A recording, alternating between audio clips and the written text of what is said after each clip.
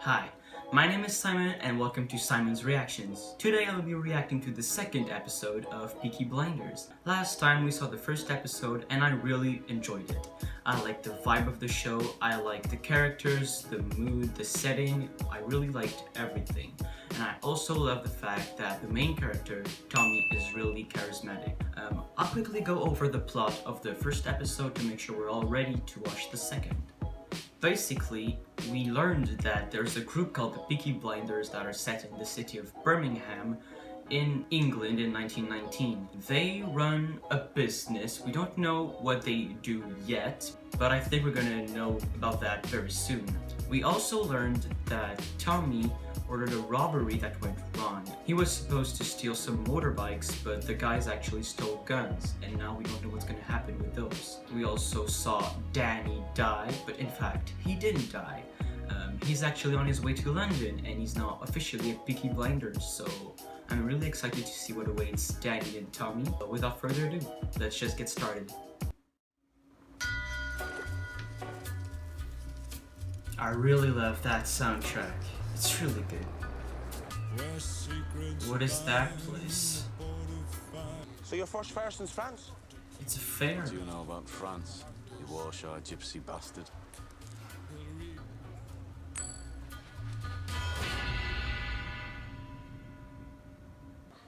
I knew it. You knew it. Tommy, you bloody idiot. Shut up, Arthur, I won. Look, I promised Johnny I'd let him have a spin in the car if he lost. Are you Lee What's boys so after my funny? brother? These are the Lee boys. Oh, yeah? Hey, Tommy! Tommy! I asked you Come a on. question. Tommy, come on, it's just a crack. Yeah, but his mouth was a diddy quay whore. Don't think you should have said that.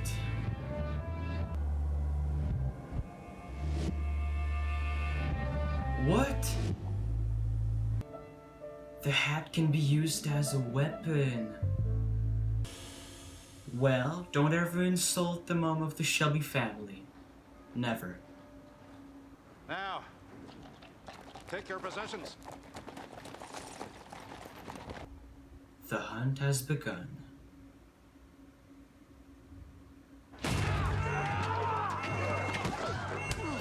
Whoa.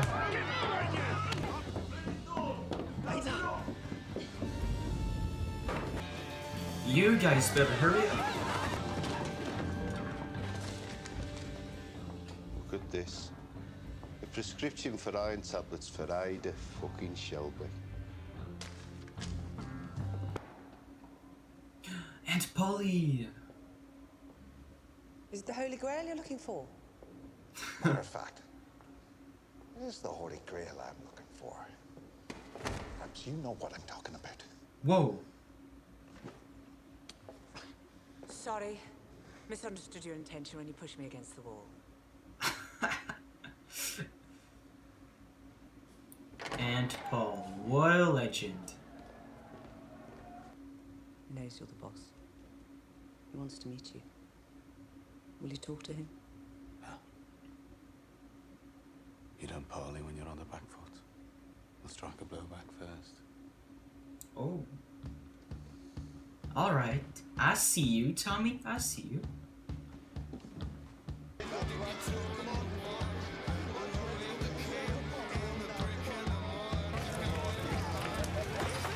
on, boys.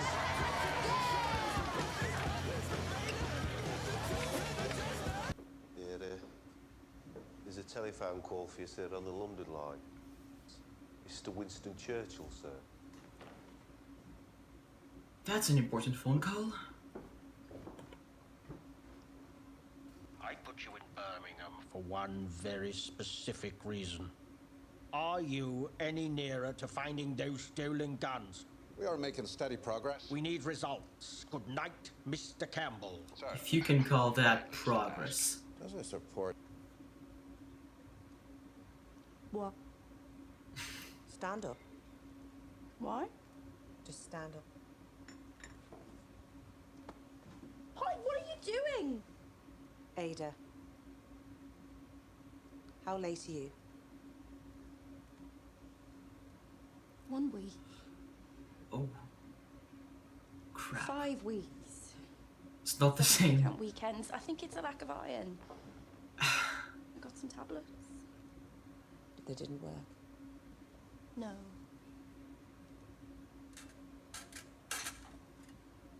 You can get dressed now, love. So am I or not? Is she pregnant? Or is she not? Bloody walking, Ada. If anybody sees us here, they'll know. I'm not getting rid of it, Pop. Just come home and we'll talk about it. You get off me or I'll scream it, I swear. She's pregnant. Whose is it? If I tell you, you'll tell them and they'll cut him to pieces. Look, he's gone away, but he said he'd come back. Yeah, but they all say they'll come back. He's not like that. He's a good man. He promised. He will come back up, Paul. I know he will. Poor Ada.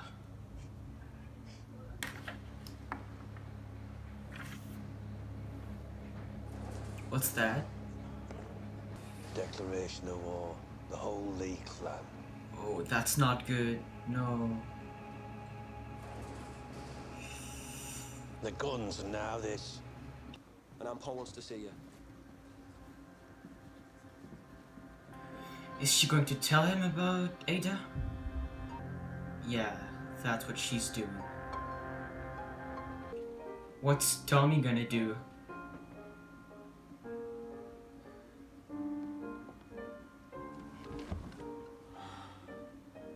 Tell me the man's name, Ada. I said, tell me his fucking name. Freddie fucking Thorne.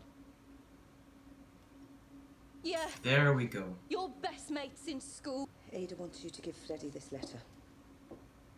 I say we give them a chance. Yeah. I think Freddy deserves a chance. For a woman. It's time for the long-awaited meeting. I'll make him part of our deal. What deal? You and your specials will leave my businesses alone from now on. No more raids into our territory, no more smashing up pubs, no more lifting my runners. You will turn a blind eye to all of my gambling operations. And what do I get in return? I have what you're looking for. Oh. I see you, Tommy. I see what you're doing there. Guns. We're not here to play games. Wait. If those guns reach Belfast, your life in the Force is over. Do we have a deal? Very well. But I'd prefer if we don't shake hands on it. And why would I shake the hand of a man who didn't even fight for his country? Oh. Campbell was just roasted. Like, hard. You must do everything you can to get close to him. Find out where those guns are heading. So is he going to respect their deal or not? What? Whatever it is, he says it spread to the other feet. It's going to his heart by tomorrow, I say. So is the horse sick or something? Sorry.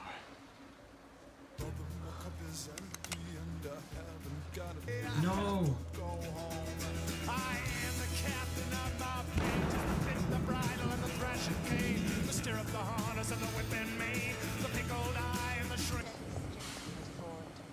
They're going to be empty. Jesus. Freddie. You came back? It's Tommy who tipped me off. Maybe he's got half a heart after all. Tommy got a message to me. Said get out of town. Take her with you. Alright. Ada Shelby. Will you marry me? Hey, Freddy with the clutch.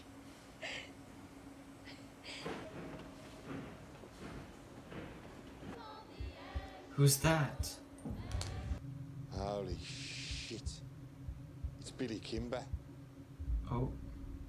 I said, is there any man here named Shelby?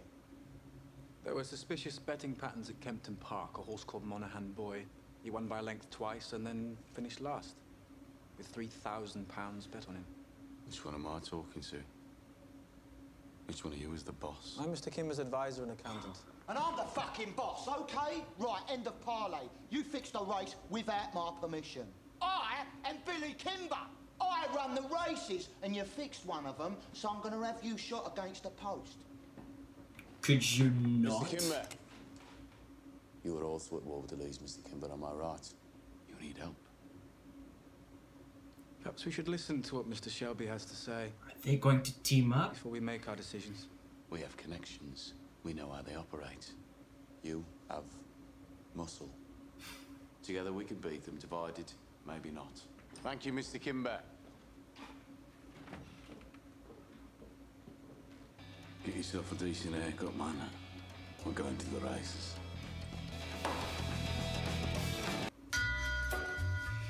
Alright, that's it. Episode 2 of Peaky Blinders, guys. Alright guys, that's it for the second episode of Peaky Blinders. So now, I'll go over my notes and speak about the characters and the plot. In this episode, we met the Lee family, who are considered gypsies. I now know the name of the barmaid, which is Grace. I think I just didn't pick it up last time, but now I know. Also, the younger brother of Tommy is actually called Johnny, and I didn't know that beforehand, so that's good to know. And we also finally met Billy Kimber. I think they spoke of him in the first episode, but now we actually got to see him. And I think it's going to be very important in the following episodes. As for the story at the start of the episode, we learned that Campbell wanted to see Tommy because he finally understood that the actual leader of the Peaky Blinders is in fact Tommy. When the time comes for them to meet, Tommy tries to make a deal between him and Campbell, and he basically asks him for a lot of stuff in exchange for the guns, and Campbell agrees. But afterwards, Campbell tasks Grace to get closer to Tommy in order to get some more intel on the Peaky Blinders. There's another story arc during this episode, and it's the horse races arc. In the beginning, the Lee family insults the Shelby mother, so the Peaky Blinders beat up the Lee family, which is not that great. Right afterwards, Tommy receives a bullet with his name written on it, which is considered a declaration of war, so again, that's not good for the Peaky Blinders. At the end of the episode, Billy Kimber comes in the bar and asks what the hell is Tommy doing with the races, because he's losing a lot of money. Tommy's just fixing races on his own. In the end, Tommy asks Billy Kimber to work with him in order to unite against the Lee family that have declared war to the Shelby family. The last story arc of the episode is the Ada story arc, and I found it really interesting. The story arc starts with Freddy having to leave town because of the coppers. Right afterwards, we learn that Ada is in fact pregnant with Freddy, and that causes a lot of trouble to Tommy, to Aunt Paul, and to Ada herself. And at the end of the episode, Freddy comes back at the train station and proposes to Ada, which I found to be a very heartwarming moment. So yeah, Ada and Freddy are together now. They will be staying in Birmingham. We'll just see in the next few episodes what's gonna happen with them. I think that relationship will have a lot of consequences for the Shelby family. So yeah, we'll just see what happens with that. So that's it for today, guys. If you enjoyed the video, please consider subscribing to my channel if you want to see more of my reactions. Please leave a like if you enjoyed, and leave some reaction ideas in the comments down below. Thanks for watching, and see you guys next time.